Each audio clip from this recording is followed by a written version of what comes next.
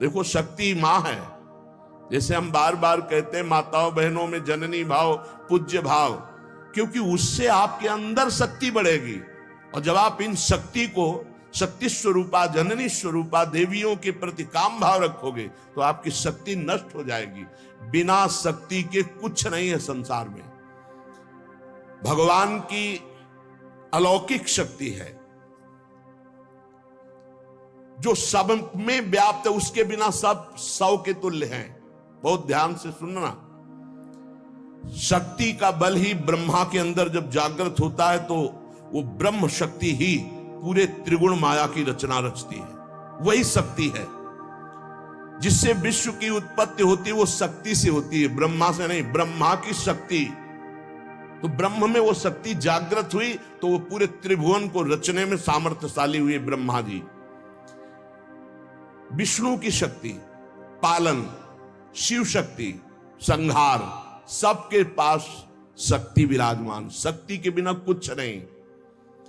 दया की शक्ति, क्षमा की शक्ति, ध्यान दीजिए, ये सब शक्ति हैं। दया, क्षमा, निद्रा, स्मृति, क्षुधा, तृष्णा, तृप्ति, श्रद्धा, भक्ति, धृति, मति, तृप्ति, पुष्टि, शांति, कांति, लज्जा, ये सब महाशक्तियां हैं। यही गोलोक में श्री राधा, साकेत में श्री सीता, क्षीरोद सागर में लक्ष्मी, यही भगवान शिव के वाम भाग में आद्याशक्ति, दुर्गतिनाशिनी दुर्गा, यही वाणी की शक्ति, यही विद्या की शक्ति, यही सरस्वती, यही सावित्री, यही गायत्री, यही सूर्य की प्रकाश शक्ति, यही पूर्ण चंद्र की सुधा वर्षिणी शोभा शक्ति, अग्नि में दाहिका शक्ति, वायु की वहन शक्ति, जल की शीतलता तृप्तिदायक शक्ति, धरा की धारण शक्ति, पृथ्वी की धारण शक्ति और प्रसूति शक्ति, तपस्वियों की तप शक्ति, ब्रह्मचारियों की ब्रह्मचर्य शक्ति, गृहस्थों की सर्वाश्रय शक्ति, वानप्रस्थों की संयमशीलता शक्ति, सन्यासियों की त्याग शक्ति, महापुरुषों की महत्ता शक्ति, मुक्त पुरुषों की मुक्ति शक्ति, ये सब शक्ति है। शूरवीरों की बल शक्ति, माता पिता में वात्सल्य शक्ति, गुरु में गुरुता शक्ति, पुत्र में शिष्य में गुरु भजन भक्ति रूपी शक्ति, साधुओं की साधुता रूपी शक्ति, चतुरों की चातुरी रूपी शक्ति और माया की मायावी विभूतियां शक्ति, ये सब एक ही परम शक्ति अनंत रूपों में फैली हुई है। वाग्मियों की वाक शक्ति, न्यायी नरेशों की प्रजा पालन शक्ति, प्रजा की राजभक्ति शक्ति, सदाचारियों की दैवी संपदा रूपी शक्ति, मुमुक्षुओं की षट संपत्ति, धनवानों की अर्थ संपत्ति शक्ति, ये सब शक्ति है। हजारों शक्ति रूप धारण करके चराचर जगत को, ज्ञानियों की ज्ञान शक्ति, प्रेमियों की प्रेम शक्ति, वैराग्यवान की विराग शक्ति, भक्तों की भक्ति शक्ति, यही राज्य लक्ष्मी शक्ति, सौभाग्य लक्ष्मी शक्ति, शोभा लक्ष्मी संपत्ति, यही सब कुछ, यही परमात्म शक्ति जब जागृत होती तो त्याग, वैराग्य, तपस्या, काम क्रोध पर विजय और मोक्ष और परम पद और प्रेम, जो चाहे, प्रेम शक्ति भी है। इस शक्ति को जागृत करना है। इसीलिए कह रहे तुम्हें शास्त्र 100 बार समझा रहे, गुरु हजार बार समझा रहे, तुम्हारी समझ में नहीं आ रहा क्योंकि तुमने अपनी शक्ति का नाश कर दिया है।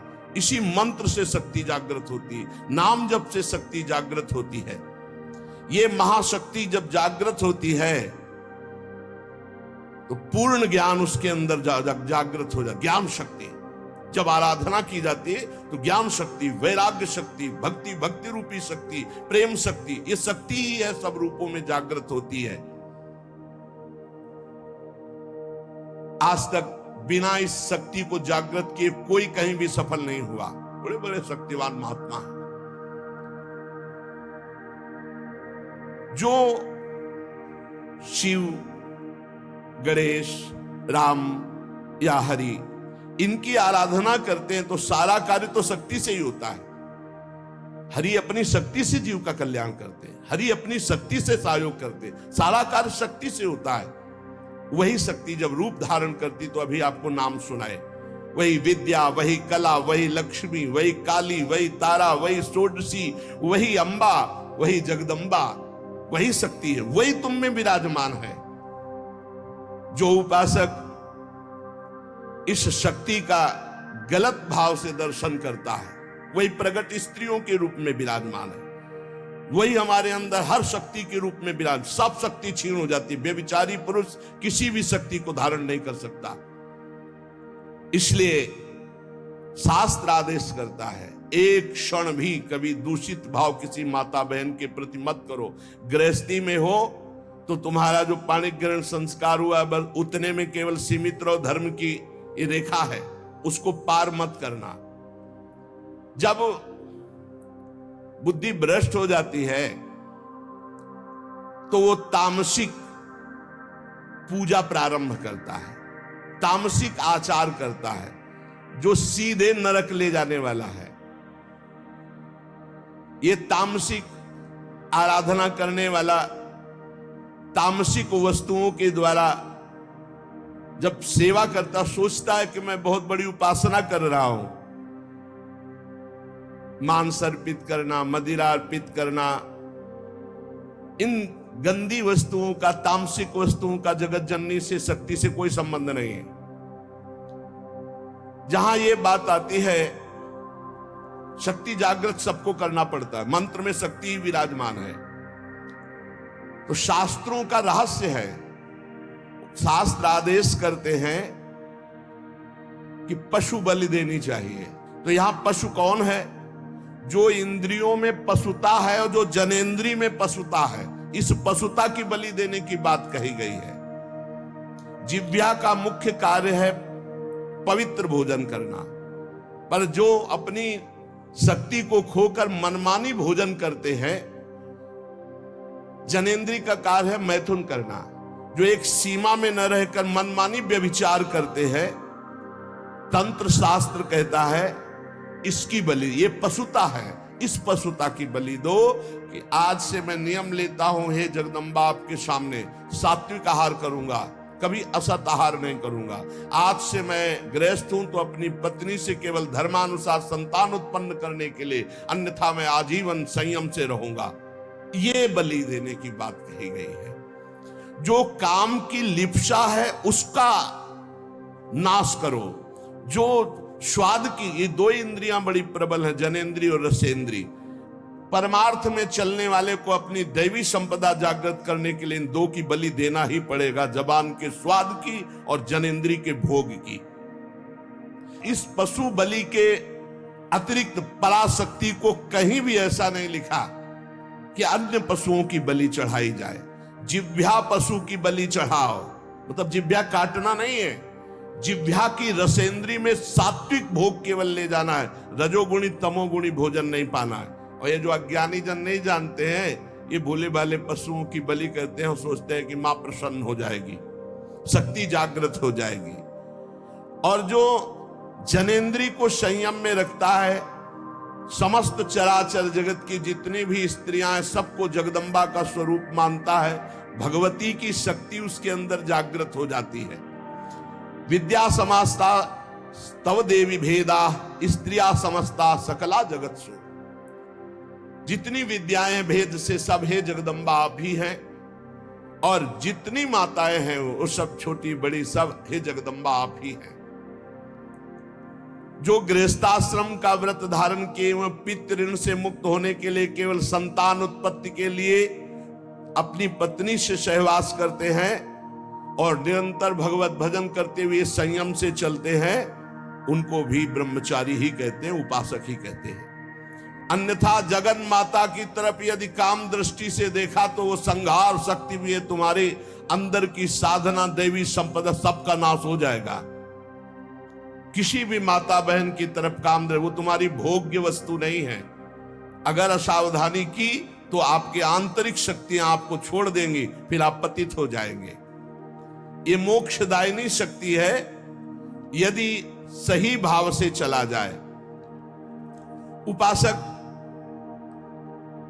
इस मार्ग में, भगवत मार्ग में बलिदान जरूर देना होता है, बलि देनी ही होती है। बहुत सावधानी से सुनना। यहां अपने भोग वासना की बलि देनी होती है। जो भोगों में फंसा हुआ है उस वृत्ति की बलि देनी होती है। ये मां के नाम पर मां की ही संतान और उसका गला काट करके ऐसी बलिदान की कहीं शास्त्रों में आज्ञा नहीं की गई। मां को हर संतान अपनी उतनी ही प्यारी होती, चाहे वो मूर्ख क्यों ना हो। तो जगन माता, जगदम्बा, दिव्य शक्ति, इनके बिना तो कुछ है ही नहीं। त्याग शक्ति, वैराग्य शक्ति, ज्ञान शक्ति, भक्ति शक्ति, प्रेम शक्ति, यही सब स्वरूपों में प्रकाशित है। जो मूर्ख मां के प्यारे बच्चे की मां के सामने बलि चढ़ाता है, मां उसके धन, जन, बुद्धि, बल, ऐश्वर्य, सत्ता, इस सब का नाश कर देती है। ध्यान देना, ये जो मुर्गा, मुर्गी, बकरा, बकरी माता के सामने चढ़ाते हैं कि हाँ मां प्रसन्न हो जाएगी। दीनहीन दुखी उस पशु को जो कुछ नहीं कर सकता है, तुम मां की कृपा प्राप्त करने के लिए मां के सामने मां के बच्चे को मारकर, मां को वो खून चढ़ाकर तुम जानते हो मां प्रसन्न हो जाएगी। तो स्पष्ट लिखा है, तुम्हारा सारा धन, जन, बुद्धि, बल, ऐश्वर्य, सत्ता, सब का नाश कर देगी वो मां, क्योंकि तुम उसके खिलाफ कार्य कर रहे हो। मां कब प्रसन्न होगी? जब तुम अपने धन बल से, बुद्धि बल से, शरीर बल से दूसरों को सुख पहुंचाओगे, क्योंकि दूसरे सब मां की संतान है। मां तुम्हें गोद में बैठा लेगी जब मां की आज्ञा के अनुसार चलोगे, और वही सब शक्तियों की स्वामिनी है, वो तुम्हारे अंदर शक्ति जागृत कर देगी। बलिदान करना है, निश्चित शास्त्रों में आज्ञा है बलि की। बलि चढ़ाना है, लेकिन काम की बलि चढ़ाना है, क्रोध की बलि चढ़ाना है, लोभ की बलि चढ़ाना है, असत्य की बलि, इंद्रिय विषय विलासिता, इसकी बलि चढ़ाना है। तुम मां से प्रार्थना करो तुम्हारी बुद्धि शुद्ध हो जाए। मां की चरण रज से तुम्हारे अंदर आसुरी भाव, उसकी बलि चढ़ जाए। जब तुम प्रेम भाव से मां की आराधना करोगे तो तुम्हें जो परम लाभ मिलेगा वो दिव्य शक्तियां जागृत हो जाती है। और जब मां से विपरीत भाव किया जाता है, मां को भोग्य भाव से देखोगे, इससे बड़ा विपरीत भाव क्या है? ये सब मां ही तो है विविध रूपों में, जननी ही शक्ति तो है। फिर कोई ये प्रश्न कर सकता है, बड़ा सुंदर है, कि मां के हाथ में नरमुंडों की माला है और मां जिह्वा में रक्त लगाए हुए है, तो अगर मां को अगर बलि पसंद नहीं तो क्यों काटा? महिषासुर को मारा, चंडमुंड, रक्त बीज, बहुत से शुंभ निशुंभ, बहुतों को काट काट के ढेर लगा दिया। क्या वो मां के पुत्र नहीं थे क्या? आप हमें बलि के लिए निषेध कर रहे हैं, तो क्या मां को खून नहीं प्यारा? तो कह रहे वो मां के बच्चे नहीं हैं, हम ऐसा नहीं कहते, वो मां के बच्चे हैं, पर वो मां से ही भोग करने की भावना रख रहे थे और मां के उन सीधे साधे दुर्बल बच्चों की हिंसा कर रहे थे। तो अगर एक बच्चा ऐसा हो जाए कि पूरे परिवार को काट रहा है, तो मां स्वयं काट देगी। वो अपने दुलार को एक तरफ रख के उसको काट देगी। पूरे विश्व की रक्षा के लिए इन राक्षस रूपी पुत्रों की मां ने स्वयं हत्या की और उन्हीं की प्यार से मुंडों की माला धारण की, जो पूरे चराचर जगत का विनाश कर रहे थे। पूरे चराचर जगत को कष्ट दे जो बालक, तो मां समर्थ होते हुए कैसे बर्दाश्त कर सकती है? इसलिए निरपराध ये बकरा, ये मुर्गा किसी को कष्ट नहीं दे रहे। अगर तुम्हें बलि चढ़ानी है तो अपने काम, क्रोध, लोभ, मोह, मद, मत्सर की इनकी बलि चढ़ाओ, अपनी वासनाओं की बलि चढ़ाओ, अपनी जिह्वा रसेंद्री की बलि चढ़ाओ कि हम ऐसे गलत भोजन नहीं करेंगे। जनेंद्री, हम किसी माता की तरफ कभी हम गंदी दृष्टि नहीं रखेंगे, सब में भगवत भाव रखेंगे। जो इन सीधे साधे पशु पक्षियों की बलि चढ़ाता है, तो भगवती फिर उनका विनाश दूसरे रूप में करती है। इसलिए उपासक किसी भी तरह से कोई आसुरी प्रवृत्ति वाली उपासना न स्वीकार करे, कोई आसुरी प्रवृत्ति वाले आचरण न करे। किसी भी शक्ति को मंजूर नहीं, शक्ति सबको चाहिए, चाहे किसी भी मार्ग में चलने वाला हो, शक्ति सबके अंदर जागृत होती, बिना शक्ति के एक कदम नहीं चल सकता। पशु बल, मानव बल, असुर बल, देव बल, ये ईश्वरी शक्ति के आगे नहीं, सब ईश्वरी शक्ति के अंतर्गत है। जब पशु बल बढ़ता है तो यही शक्ति जागृत होकर उसका नाश करती है। जब मानव बल बढ़ता है आसुरी प्रवृत्ति से तो यही शक्ति उसका नाश करती है। जब असुर बल बढ़ता है तो यही शक्ति नाश करती है। जब देव बल बढ़ता है और असुर भाव को प्राप्त होता है तो उसका भी विनाश यही शक्ति करती है। महिषासुर विशाल पशु बल, तो भगवान की शक्ति ने महान दुर्गा रूप धारण करके काट के फेंक दिया महिषासुर को। मानव बल जैसे कौरवों में बढ़ा, मानव बल जैसे बाणासुर में बढ़ा, मानव बल शास्त्राबाहु अर्जुन में बढ़ा, परशुराम की शक्ति ने काट के फेंक दिया। श्री कृष्ण शक्ति ने बाणासुर को सीमित कर दिया। श्री कृष्ण शक्ति ने कौरवों का विनाश कर दिया। मानव बल, जब अपनी मर्यादा से कोई बल बढ़ता है भगवान की दिव्य शक्ति उसका शासन करती है। जैसे रावण का असुर बल बढ़ा, भगवान ने रान को कुल रोवन हारा। जब इंद्र देवता का दैव बल बढ़ा तो गिरिराज जी उठाकर सारा बल उनका चूर कर दिया, घमंड चूर कर दिया कि मैं देवराज हूं। ईश्वरी शक्ति चारों तरफ से आपको घेरे हुए है। आप साधारण नहीं है, आप भगवान के अंश हैं। आप मर्यादा से चलेंगे, आप सत्य मार्ग में चलेंगे तो आपके अंदर ईश्वरी शक्ति जागृत होगी, और असत्य मार्ग में तो वही ईश्वरी शक्ति आपका विनाश कर देगी, ऐसी जगह ले जाएगी कि आपका नाश हो जाएगा। इसलिए आप अपनी शक्ति का जागरण करें, ना कि अपना नाश अपनी ही शक्ति से करवावे। यही बुद्धि शक्ति, या देवी सर्वभूतेषु बुद्धि रूपेण संस्थिता नमस्तस्यै नमस्तस्यै नमस्तस्यै नमो नमः। यही दैवी शक्ति आपको गलत सलाह दे देगी। जब आप गलत आचरण में जाओगे, अधर्माचरण करोगे तो बुरी दशा आने के पहले बुद्धि बदली जाती है। जाका विधना दारुण दुख दीन, ताकि मति पहले हर लीन। मति माने बुद्धि का अपहरण हुआ, जीव का नाश हो गया। इसलिए श्रीपाद प्रबोधानंद जी कह रहे, तुम्हारे अंदर शक्ति है कोटिभीर्न। शास्त्र गुरु करोड़ों करोड़ों बार समझा रहे, तुम्हारी समझ में नहीं आ रहा। तुम खलु लोक निंदा सतई, 100 बार तुम्हारी निंदा हो रही, ऐसे आचरण करते फिर भी तुम्हारी समझ में नहीं आ रहा। महानदृष्टि भीर नहीं विपत्ति सौखेर नहीं। अब महाविपत्ति आने वाली है, अब क्या करोगे? क्योंकि जो तुमने कर्म किया वो तुम्हें भोगने पड़ेंगे।